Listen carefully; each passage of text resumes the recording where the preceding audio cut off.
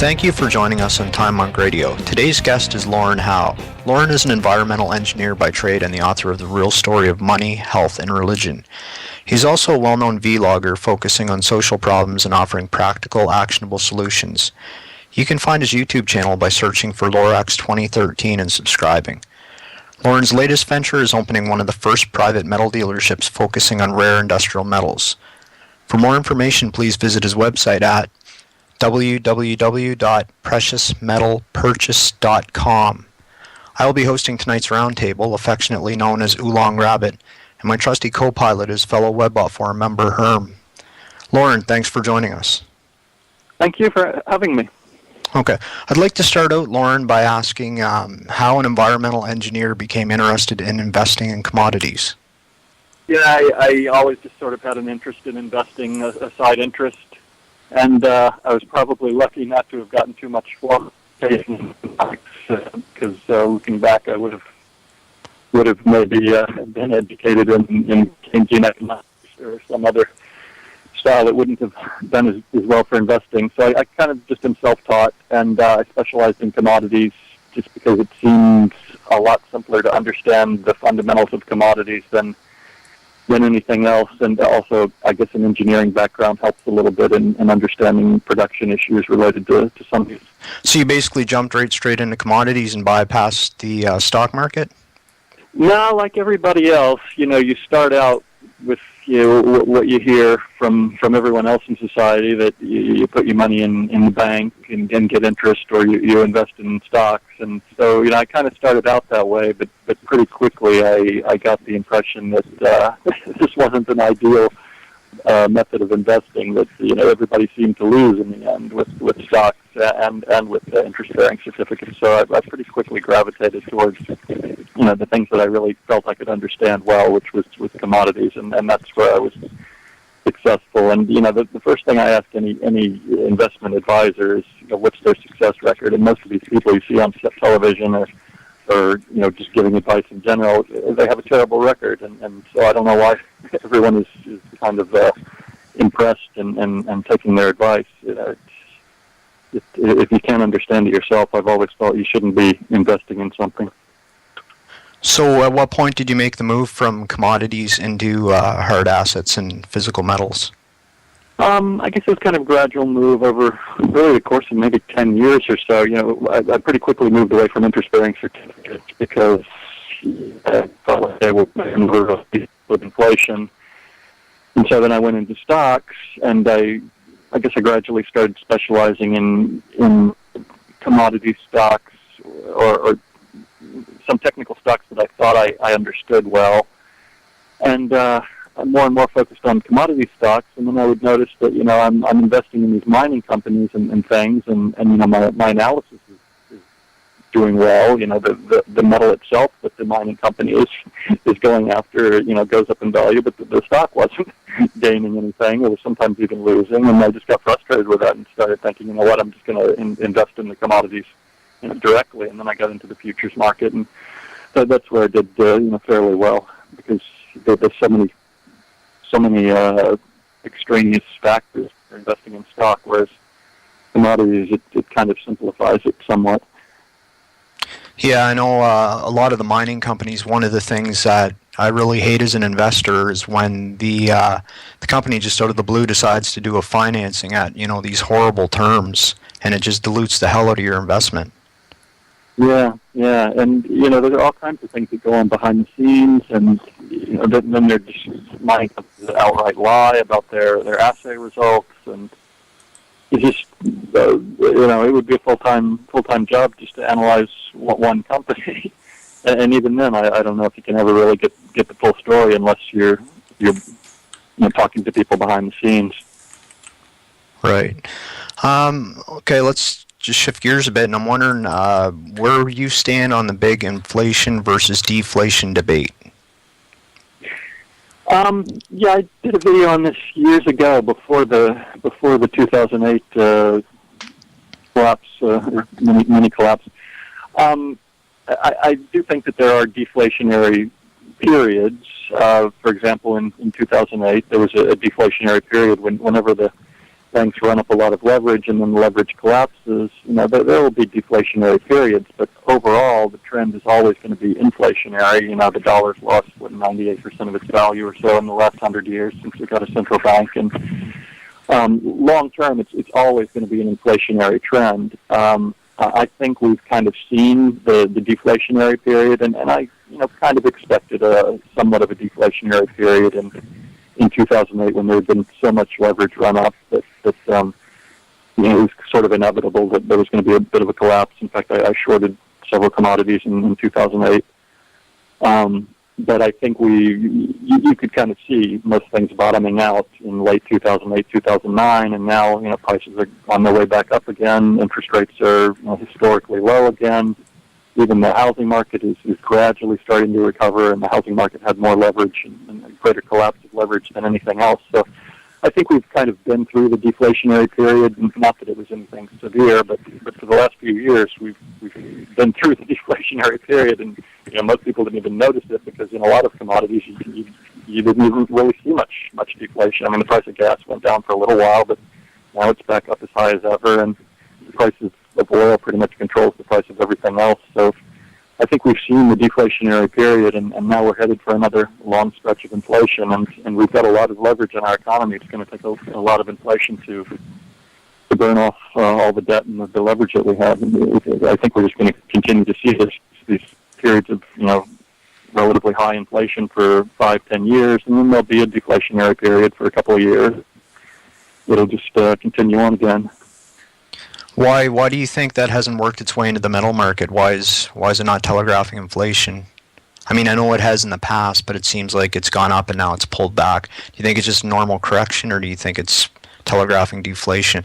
And Herm, feel free to jump in. I know we've had this debate quite a few times. Indeed. I was actually going to ask, when we're talking about inflation deflation, are we talking about the classical inflation deflation, monetary inflation deflation, or the new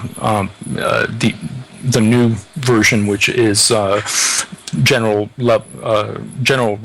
price level rises? Sometimes. Yeah, I was just talking about general inflation that the average person notices when they're buying what they see. live. Okay, I understand. Right. And yeah, in commodities, I mean, I think it kind of tracks general inflation also. But although, like you say, there's been a pullback in the gold and silver market recently. Why was that? It's a good question. I think the gold and silver market had really kind of heated up, and I think people are just kind of a little hesitant. And in my opinion, gold and silver priced right about what they should be. I think they had maybe overshot a tiny bit, a year or so ago, and so they kind of pulled back to where they should be. I think eventually people are going to see that inflation is going to continue to heat up, and stocks and interest-bearing certificates in particular aren't going to keep up with inflation, and so eventually you'll see the precious metals market taking off again. But I think it's just kind of a natural pullback because the investors in those metals are pretty savvy investors, and I think they saw that market was getting a little overheated, and so they pulled it back to where it should be. It's right about where it should be now, in my opinion. When you look at like the gold to oil ratio, it's pretty much exactly what it should be. I had one of the things in looking at this inflation, it seems like a lot of the asset buying of the U.S. Federal Reserve, a lot of that liquidity seems to have jumped right back into the two bubbles that we suffered in 2008. That was the housing and, of course, equities. I mean, that massive inflation. It hasn't quite reached, I guess, as you were saying, it hasn't maybe reached the consumer quite yet, but it is somewhat concerning. Yeah, I think, especially in the housing, they've basically just bailed out the banks. And, otherwise the price of houses would have collapsed way down because there was so much leverage. I mean, granted, the government has just printed, hundreds of billions of dollars and basically handed it over to the banks by buying up, all this bad mortgage debt. But I think we've already seen massive inflation in the housing market. Yes, the housing market's dropped, 20-30% from 2007, but it's still, much higher than it was 10 years ago. So I think, a lot of that, the government, the government running up debt to buy up these mortgages, basically through various means, that's just kind of helping the housing market not completely collapse back to where it should be. So I don't know that it's necessarily going to create a huge run-up in the housing market anytime in the immediate future. I think just general inflation is going to run up everything over the next 10 years or so, but I don't see it running up the housing market anytime in the immediate future. Well, I guess one could say that Mr. Bernanke has managed to at least relatively reinflate the two major bubbles that blew up in 2008. I wasn't clear when I was making my point. I mean, I agree with you that the housing would really be much lower if the Federal Reserve wasn't buying $45 billion of mortgage-backed securities per month. So. Yeah, I agree with you. And with the stock market also, that a lot of what we see is just money printing. How do you think, this wasn't on the list and I hope it's okay, but how do you think the Federal Reserve is going to dispose of all these assets? It's now somewhere at $3.5 trillion, and I was reading that right now the U.S. Federal Reserve owns 30% of U.S. Treasury debt outstanding, and at this rate it will be 100% in 2018. Which actually illustrates a problem that I have with investing, is that I feel like Mr. Bernanke and the Federal Reserve have blinded me and other investors to the real discounted future value of capital by artificially suppressing the interest rates. I find this environment extremely difficult compared to, say, 10 years ago when one could count on certain things like if interest rates are going up, this might happen. If they're going down, but right now with zero interest rate policy pretty much across the world, I find it extremely difficult. In terms of trying to figure out where this is all going to end up 2 or 3 years from now. How do you see that? Yeah, I think you've probably been watching what the Fed is doing with the mortgages more than me. I just find it depressing at this point to see how much money is basically being given over to bail out the banks in these subtle ways. And as far as how they're going to dispose of that eventually, I suppose they're just going to take large losses on it, and then eventually with enough inflation they'll not lose everything. But I never followed too carefully what happened with the collapse of the Japanese housing market when basically the Japanese banks were bailed out by the central bank, and basically I think this bad debt just gets held somewhere. It gets taken off the books of the banks that are controlled by the wealthy individuals, and then the debt gets transferred off of the bank's books and held by the central bank until eventually inflation picks up enough that the central bank gets back something for its money. But as far as where I see see all of this playing out. I mean, they're just going to have massive inflation to basically to save the large banks from this huge leverage that's been run up in, and when you don't have an economy that has any fundamental growth, when our economy isn't really producing much more actual goods, and the banks continue to run up this leverage, you just have to have massive inflation to bail them out. And as an investor, that's why I stick with commodities. You don't have to worry about any of this. When you're dealing with commodities, you're just dealing with the ratio between different commodities, and who cares what the dollar or the euro is doing. Mm-hmm. You deal with the ratio between gold and silver, oil, various commodities. Because I would hate to try to second guess what the central banks are going to do, other than the fact that long term they're just going to inflate. You keep saying massive inflation, Loren, but what about hyperinflation? Do you see that in the cards? I mean, I would make an argument that we're almost there now. Yeah, I would guess that real inflation seems to be running about 10% a year. I don't know what the technical definition of hyperinflation is, but I think that the central banks want to keep things under control where they don't have a complete currency collapse, and I think they'll be able to. 10% inflation a year is enough to inflate away all the bad debt of the banks, and I think that's probably what they feel is ideal, and they can continue to lie to the public and tell everybody that 1% inflation when it's really 10%. And after 10 or 20 years of that, they will have inflated away their bad debt. I think the problem is that people are catching on, and people are just either not saving money, or they're all investing in hard assets like housing or precious metals, and eventually there's not going to be a lot of people left that are willing to invest in currencies, other than retirement funds and things. And I think people don't realize how much danger their retirement funds are in. That sort of leads into one of the other questions I wanted to ask you. In your book, you talked about how the banking system is designed to instigate perpetual inflation, and that the banking system basically parasitizes the economy by skimming a portion of the interest on all this money that's created. Would you be able to explain that for the listeners, how that works? Sure.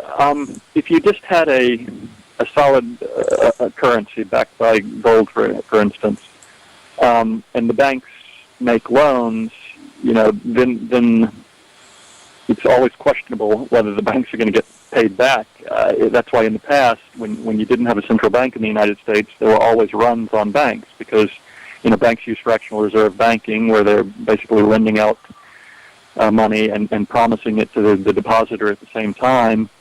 And there's no guarantee that that's going to work out, just like there's no guarantee that stocks are always going to go up. When you practice fractional reserve banking, you have to have constant growth, and you have to always make loans that are going to get paid back at interest. So you can't really promise that. So you always have runs on banks. So then they came up with the concept of central banking in Europe, and then it spread here, so that as long as the amount of currency is inflating, there's always extra currency around where these loans can be paid back, and you rarely have a bank go bankrupt unless you just really go crazy with leverage like they did in the housing market over the last 10 years. So basically the central bank just continues to pump out this currency and give it to the banks at a very low interest rate.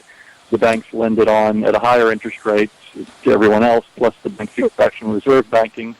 So there's always all this debt out there, but then the central bank keeps getting more money, and fractional reserve lending keeps creating more money, in effect, so that this debt can always be paid off, and then in the process they create new debt. It's just kind of creates a perpetual cycle of debt, which people are always working to pay off, which never really completely collapses because new currency is being created and new debt is being created. So sort of a very subtle system of debt servitude for everyone. Yeah, it's kind of sickening when you think about how it all works. One of the other things you mentioned in your book that kind of took me by surprise, and I guess I never really thought of it, was that the interest the government has charged is given back by the Fed. I've never heard of that before. Would you be able to explain that?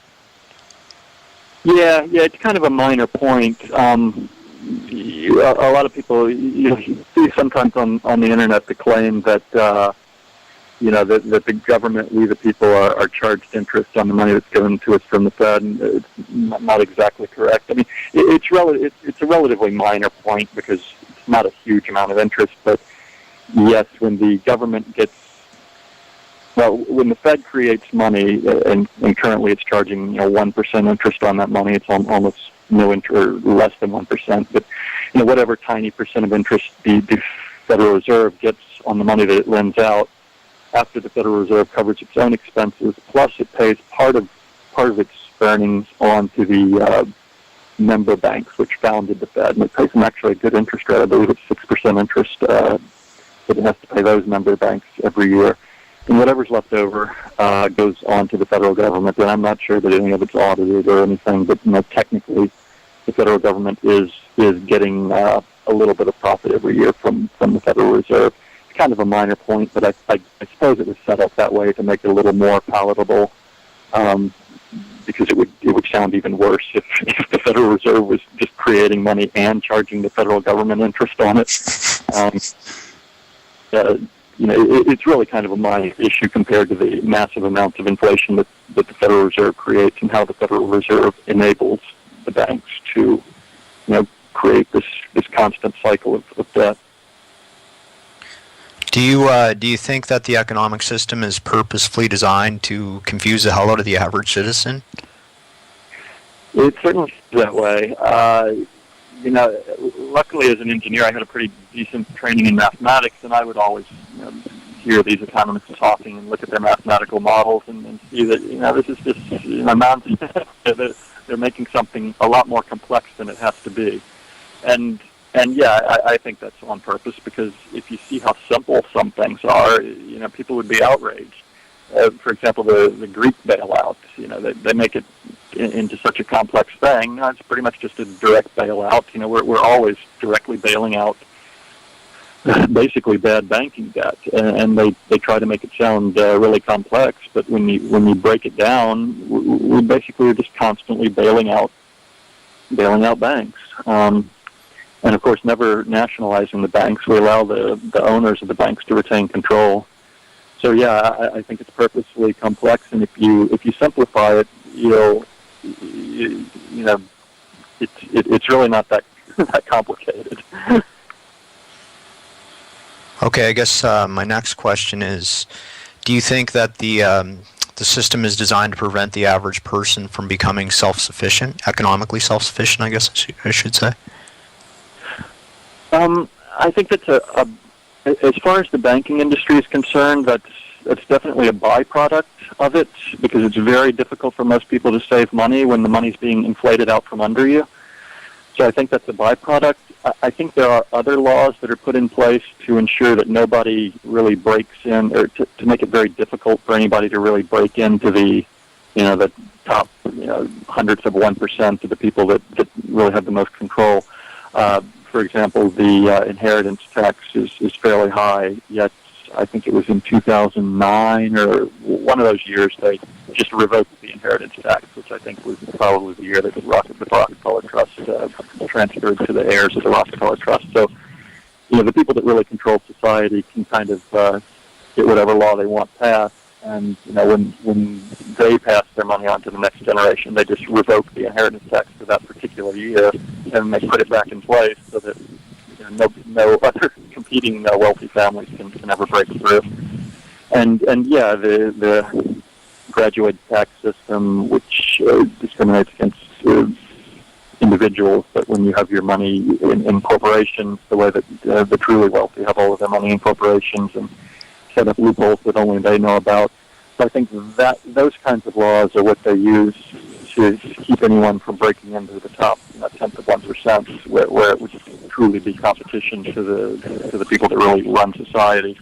The banking industry, I think, is more not necessarily set up that way to keep the average person down, because the average person doesn't really have any chance of, for numerous reasons, doesn't have any chance of breaking into the top stratum of society. I mean, that's kind of why I retired at one point. I was doing very well investing, but I saw, the system is just set up so that once you start earning a lot, you just get hit with so many more taxes, and especially with commodities, with very discriminatory types of taxes, and you just can only get so far, and then you can't get any farther due to numerous different laws with the tax system, with the inheritance taxes, and the way the banking system is set up, it just kind of subtly drains off money from everyone and makes it difficult for anyone to save money. You just got to learn the loopholes that they use, I guess, and try and manipulate those to the best that you can. Yeah, it's pretty hard though for one individual to learn that much in their lifetime. I mean, even someone like a Bill Gates, they're usually so busy building their company that they're not strategizing for how do you pass it, and a lot of them don't really care to pass on the money to the next generation and make a family dynasty that would actually compete with the Rockefellers or anyone. So nobody ever really seems to displace these extremely wealthy families that control a lot behind the scenes, apparently. If we could just go back to the banks, with all the bank failures or potential failures, why do you think they had a desire to bail them out? Why wouldn't they just let them collapse, let nature take its course? Well, yeah, under a free market system, you'd just let them collapse, or at the very least, you would, once you had to bail them out, you'd nationalize them, which is what they do in Europe a lot of the time. But here, we're apparently, even more controlled than in Europe, where we just bail them out and let the owners of the banks retain control. It has nothing to do with free market economics. It has nothing to do with what's best for the citizens of America. It has everything to do with bailing out these extremely wealthy individuals and families that own these big banks. And you'll notice also they let the small banks fail, and then the small banks were gobbled up by the big banks, which had access to funds from the Federal Reserve.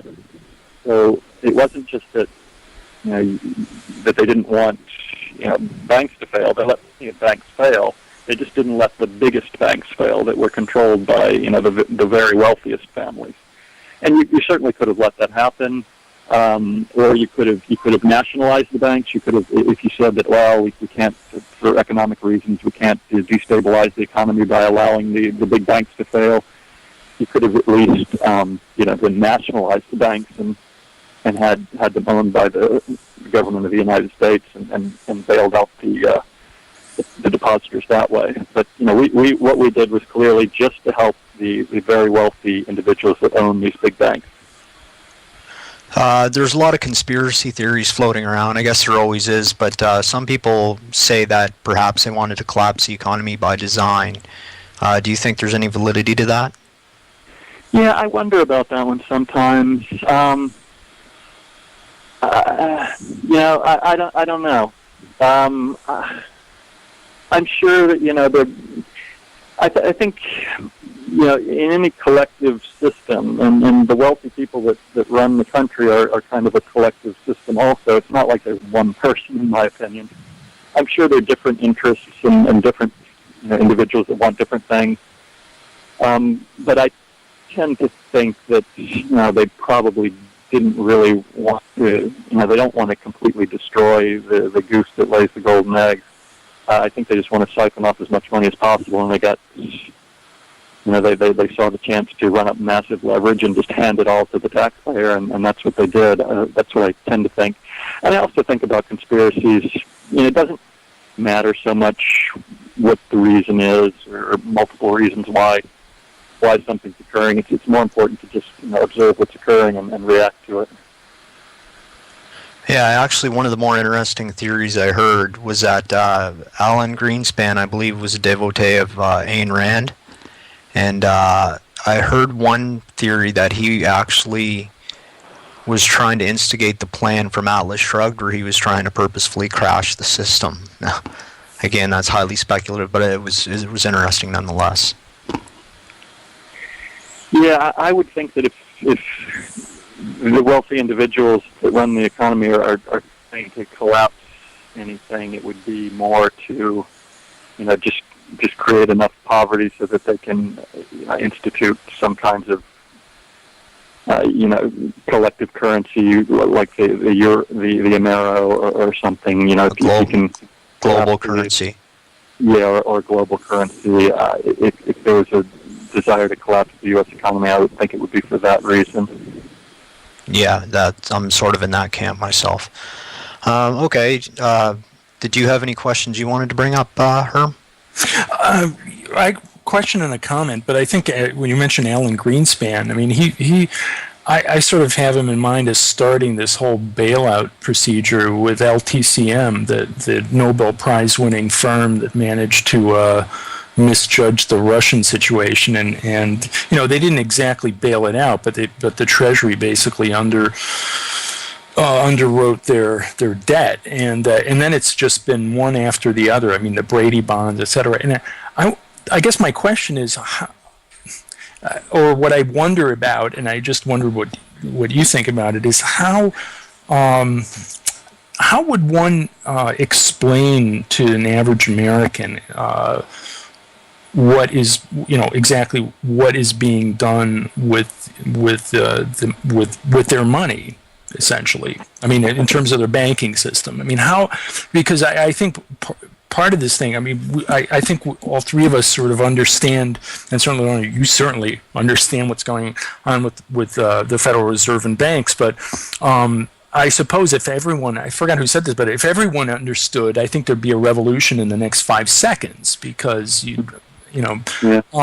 but I've sort of lost hope of trying to educate people about this, basically because of the baffle gab that emanates from the DC area and the provincial offices of Goldman Sachs and JPM, which happen to be the Treasury and the Federal Reserve, I think. But anyway, do you think there's any hope of getting the word out to people so that perhaps we could try to change this peacefully and politically, or not? Well, I think the word is gradually getting out. I mean, when I started making videos 7 years ago, there were certainly websites that talked about this, but I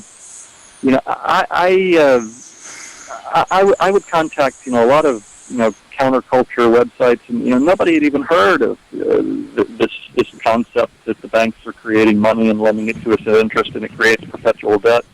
This was really news to a lot of people, and people would question me at length about it. Are you sure this is going on? And now I look back at those same websites, and they're all carrying the story now. Now everybody's talking about it. And when I started making YouTube videos and writing articles about this, because when I first found out about it, I mean, I just thought people need to know about this, and not many people did seem to know. There were websites that specialized in it, but it wasn't kind of a cross-media thing.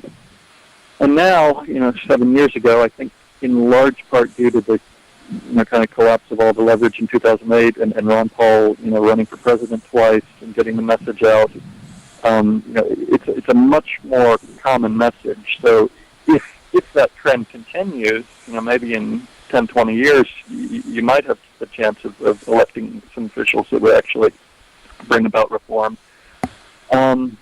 So I don't know. I think there may be hope for general public education, and if not, people are just they're gonna learn by experience. The people that keep their money in CDs are just gonna lose so much that they're gonna be forced to figure out what's going on or lose everything, and before long, everybody with money at least is gonna know what's going on, and they're gonna invest in hard assets, and there's not gonna be any suckers that are left to take the fall when the Federal Reserve inflates everything. So inflation will just show up to a greater and greater degree, and then people will become more and more aware. So I don't know. I think there'll be a combination. I mean, I always think you have to look at history to see what's going to happen. And Europe's been dealing with these problems a lot longer than America. And granted, they never completely got rid of a central bank in Europe, but what they did in some countries like Belgium, they got rid of the capital gains tax, and so basically anybody who's in the know just invests in hard assets, and they don't pay capital gains tax, and they're kind of able to escape the loss from inflation, and the central banks have been forced to be, in the past at least, a lot more conservative in Europe. So I don't know. I think that maybe we won't completely get rid of the system, but we'll get a lot of reforms at some point, hopefully.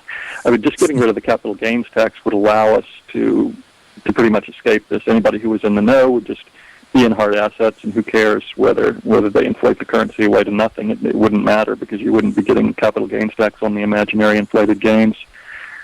So I have hope that maybe at least some reforms will be passed in the future. I hope so. Do you really think that it would be possible for the U.S. to go into a hyperinflationary state? Because wouldn't bondholders holding U.S. Treasuries just dump them en masse? And as it is, I think the U.S. the Fed is already having to buy basically 450 plus billion a year of treasuries just to keep interest rates the way they are. I mean, I have never understood why bondholders aren't spooked by this specter of hyperinflation that on a logical basis should happen, and people are still buying U.S. Treasuries, and like you're saying, people have CDs and et cetera. So, do you think it would really be possible? I mean, my feeling would be that as soon as they monetize that debt, and as soon as the price levels rise, that's game over, because who's going to buy their bonds? Well, I think they're already having that problem, and that's why they're having to buy a lot of these bonds themselves, because there aren't that many suckers out there anymore. But I think that there are still a few entities that have to buy these bonds. One entity is a lot of foreign governments that we basically kind of extort behind the scenes. Middle Eastern countries where we have a lot of influence over, for example, the government of Saudi Arabia, and we convince them behind the scenes to buy U.S. Treasuries as backing for their own currency, even though that's not a particularly great investment. They would be better off buying gold as backing for their currency. Also, retirement funds, almost by law, are forced to have a certain amount of bonds as backing for the retirement fund. Because they claim that this is conservative, even though really it's just a bad investment. But so things like retirement funds, even a homeowners association has to have money in reserves, and they're basically forced by law to keep it in a conservative investment, such as CDs. Banks themselves are forced to hold bonds. If a bank has a certain amount of money on deposit, it has to keep a tenth of that, and it generally keeps that in bonds. So there are some entities that are basically forced into these treasuries. But I think a savvy investor kind of already knows. I mean, I don't think there are many savvy investors left who are buying bonds anymore. Thanks. I hadn't considered all those other options in terms of getting rid of the treasuries. That's fascinating. I certainly wouldn't touch them with a... but yeah, it makes sense. I guess so basically it's just kind of ripping off retirees and homeowners associations and the citizens of foreign countries. Yeah, I guess you can use the army to get foreign countries to buy your bonds. Maybe that explains the mispricing, or what one might say is the mispricing. So, okay, thanks. That was good. My question, Loren, why don't we just use the debt system against them? Why don't we just, borrow as much money as we can at these artificially low interest rates, take the cash and invest into hard assets like precious metals or land, and pay back the debt later? Yeah, I think a lot of people do that, and especially with housing nowadays, that's probably going to be a good investment if you can buy a house at these somewhat collapsed prices. and pay it off at 3 or 4%, the 3 or 4% mortgage. I think those people are going to do extremely well, just because there's going to be so much inflation in the future. I don't know that it really uses the system against the banks, though, because the banks are still skimming interest. It's not like a bank is investing its own money. It's just, getting money at extremely low, at 0% from the Fed, and then it's turning around and lending it to you at 3 or 4%. So, the banks are still making money, but yeah, you'll be making money too. I imagine if you were to buy a house now at these depressed prices and only have to pay 3 or 4% interest on your mortgage. So yeah, people do, take advantage of the system that way. It's basically, investing other people's money. Or I guess. Risking other people's money. I guess it's not very ethical, right? It's sort of like if you can't beat them, join them, right? Yeah, that's kind of how I always felt about it. I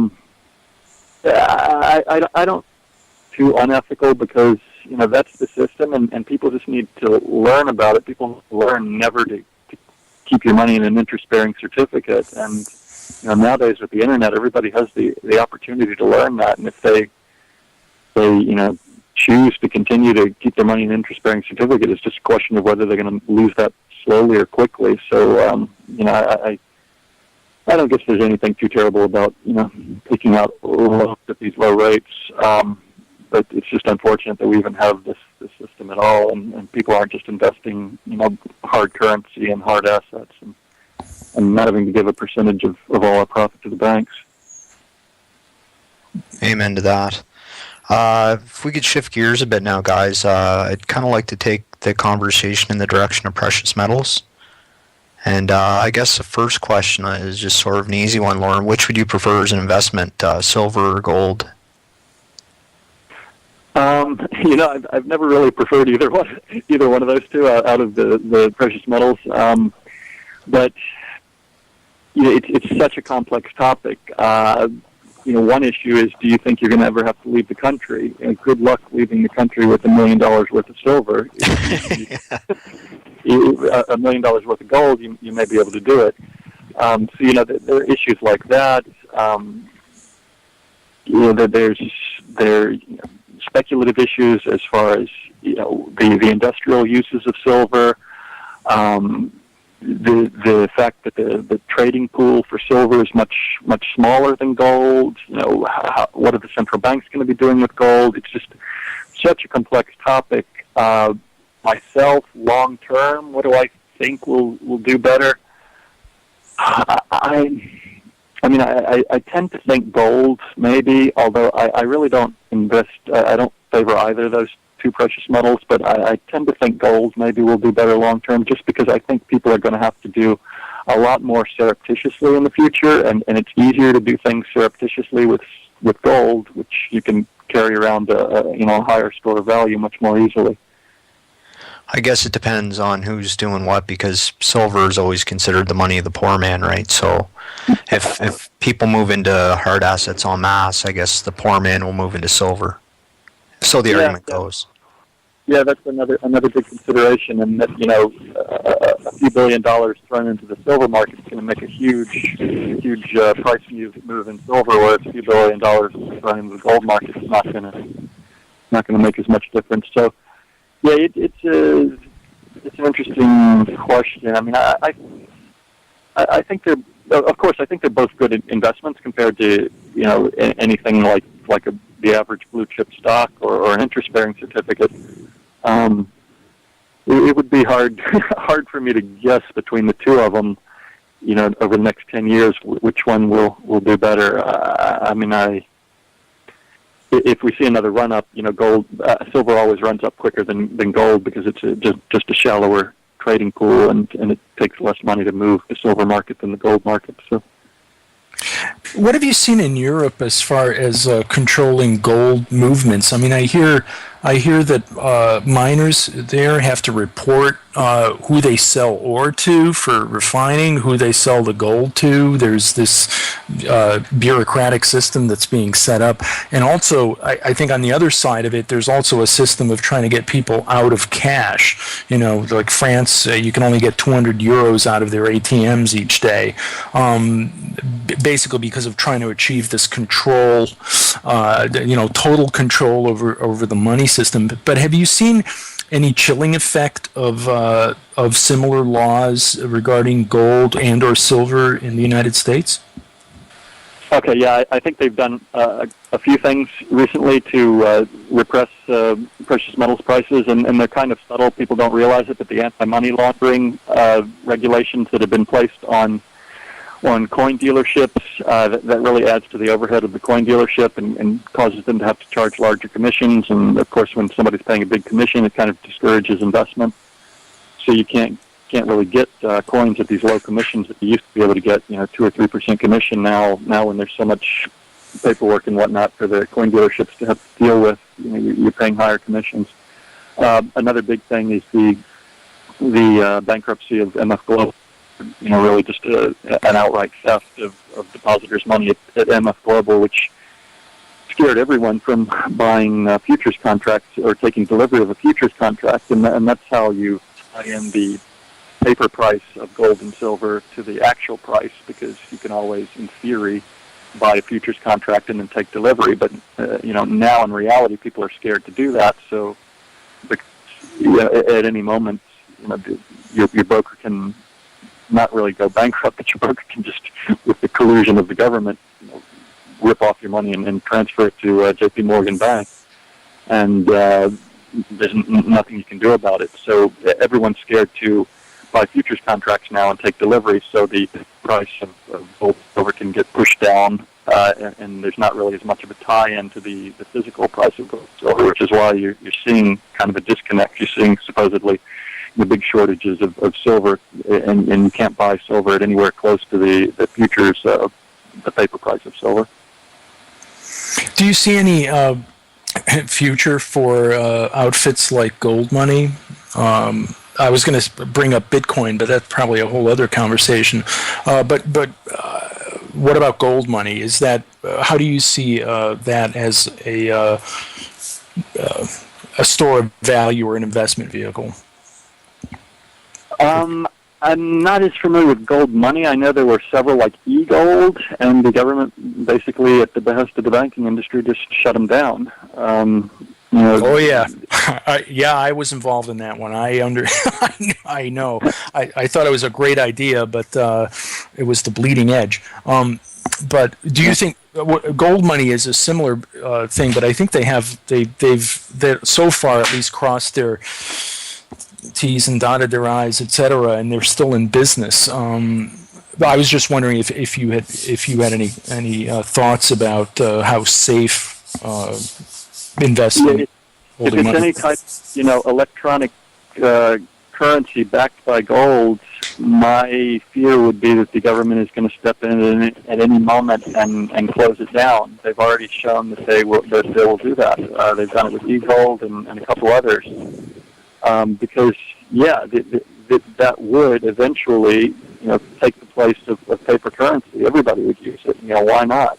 And the government and the banks know that, and they're going to close it down once it gets too big. I think that's why Bitcoin was specifically designed the way it was, so that it's much more difficult for the government to close it down, because people know that the government and the banks are just going to do anything they can to close down any legitimate competition to the currency, get the counterfeit for themselves. So with e-gold or any kind of currency backed by gold, my first concern would be, how is it going to prevent the government from stepping in at any moment and closing down the servers and taking control of it. It's the same thing with the Liberty Mint. All they were doing was printing. All the Liberty was doing was creating silver coins, and they got shut down as being financial terrorists, and everyone's silver was confiscated. So So you mentioned that you weren't particularly fond of gold or silver, Lauren. Would you? I know you do sell some of the more rare industrial metals on your website. I was just wondering what attracted you to the rare metals, and do you think they'll be a good investment in the future? Obviously, I guess you do, but could you maybe touch upon why? Well, I do think that gold and silver are also a good investment. I think basically almost any hard asset is going to be, a way to store value. And so I do think that, gold and silver are still good investments, but I think that, diversity is always good. And I have a couple of hesitations with gold and silver. One is that, everyone knows about them, and it's the first thing that everyone invests in. So they've been, kind of bid up in price, although they've had a little bit of a pullback recently. And also with gold, there's the issue that so much of it is held by central banks and can be sold off by central banks, and it doesn't really have any industrial use in the end, so it's a little bit detached maybe. And so I started Precious Metal Purchase to give investors the opportunity to invest in other rare metals like germanium, indium, iridium. There are a lot of other rare metals that are just as valuable as silver and gold, and they're used currently entirely by industry, and with almost no investment demand. Like all the iridium that's produced in the world every year would fit inside a bathtub, and it's all used by industry. So you can imagine what would happen if just a few investors started buying up some of these rare metals. Industry would be basically forced to pay whatever was asked, because these metals are used in such small amounts that you could increase the price by 100-fold and you still wouldn't see too much of a difference in the price of the finished product. Like an LCD screen, for example, has $1 or $2 worth of indium in it, and if the price of indium went up by a factor of 10, then an LCD screen would have $10 or $20 worth of indium in it. You wouldn't see a significant change in the price of your personal computer. And some of these metals are actually rarer, like in terms of the naturally occurring molecules, I guess, than gold and silver, right? And so it would seem to me that, the only reason gold and silver is valued at X versus these things is just more or less investor perception, that people perceive gold and silver as being a store of wealth, and it's got a kind of a history behind it. Mm-hmm. Yeah, it's pretty much tradition. And you can see that with like platinum and palladium. It's only in the last 100 years or so that, in fact, I think the first platinum bullion coins were minted, first in Russia like 70, 80 years ago, and then in the West, I think the Isle of Man minted the first platinum coin like in the 1980s, I believe. But now, a fair number of people know about platinum, and you can buy many different types of platinum bullion coins, and now they're even coming out with palladium bullion coins. So I think it takes a while for people to recognize, new stores of value, which is a good thing in my opinion, that, people have more options now. For example, after the 2008 collapse, you saw gold and silver recover pretty quickly, and platinum took a little bit longer to recover because people are a little less aware, but palladium lagged for a long time. It was actually an excellent investment. It stayed down around its production price of $200 an ounce for like 9 months when gold, silver, and platinum had all recovered and were all back past their historic highs. And eventually palladium recovered, but the less aware people are of a metal, the more it tends to lag the other metals when people are worried about inflation and when people are buying up the other metals. So yeah, I think eventually people will catch on to many other types of hard assets, not just gold and silver. Do you think rare earths are a good investment in terms of in specie, in bulk as well, or is that a completely different market because of the Chinese preponderance of mining? Yeah, as a commodity investor, I've looked at pretty much every type of hard asset and commodity out there. They're all different. The problem with rare earths are that the Chinese dominate the market, and so much depends on what China decides to do. A lot of them you can't take physical delivery because some of them are radioactive, have various problems like that, and some of them aren't as valuable as you'd think. I mean, they are rare, but if they only cost a couple of dollars a pound or something, then it's still your shipping costs and whatnot become exorbitant. So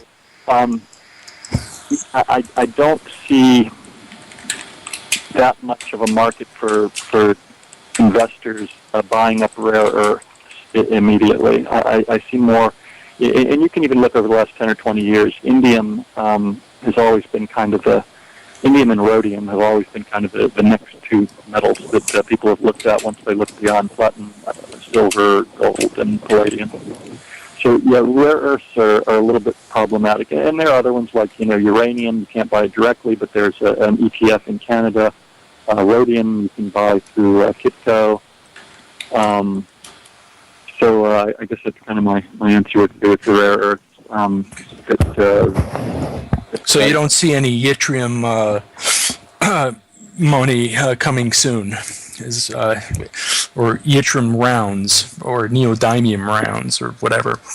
Yeah, there's a mint, the Cohen mint, that does make, I think, I don't know, a couple of dozen different kinds of rare metal bullion coins. Unfortunately, they don't have a repurchase policy, or that they don't repurchase their products, so it makes it difficult for investors. But you can buy, it's about 2 dozen or so rare metals that the Cohen Mint produces bullion coins for. So I guess with the rare industrial metals, Loren, would they be more apt to suffer during a recession or depression? Yeah, generally, generally anything used by industry will tend to collapse more during a recession. You see that with platinum and palladium also. Whenever a recession comes, the price of platinum and palladium will go down worse than gold. But as investors get more involved in these metals, that should be less of a factor. Even gold, to a degree, will tend to collapse during recessions, or will tend to go down sometimes during recessions. You saw in 2008, I think its price collapsed from, I don't know what it was, 900 down to 500 an ounce temporarily for a few months before it came back. Okay. Herm, did you have any more questions before we wrap it up? No, I don't. I just had one closing question, Loren, and that would be, what are some of the best ways our listeners can free themselves from the corrupt economic system that enslaves us?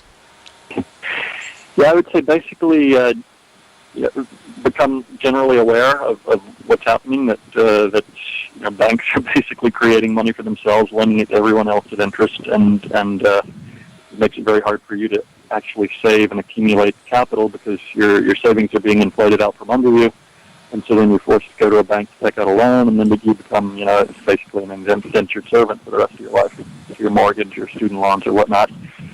And the best way to get around that, in my opinion, is to invest in hard assets, things like real estate, housing, precious metals, and not stocks or interest-bearing certificates, which don't necessarily do as well as inflation. Ultimately, most stocks end up at zero if you look at them long-term over 50 or 100 years. And ultimately, every currency basically inflates away to nothing. Eventually, the U.S. dollar's already lost 98% of its value due to inflation. So long-term, I don't think you're going to ever even stay even with stocks or interest-bearing certificates, but hard assets, always retain their value. So I would say just save with hard assets, and then you shouldn't be always losing your savings, and you shouldn't be forced to constantly take out loans. It's a slow process, but just specialize in hard assets of any kind. All right. Well, on behalf of Time on Radio, Loren, I wanted to thank you for joining us tonight. So thank you. I really appreciate the opportunity. Thank you, Loren. That was really enlightening. Okay. All right. Well, I'll be watching more of your shows in the future. Okay, thanks again, Loren. If anybody wants to learn more about Loren, they can look up his YouTube channel, which is Lorax 2013, or they can go to his precious metal website, which is Precious Metal Purchase, where you can invest in rare industrial metals yourself. Thanks, guys. Thank you.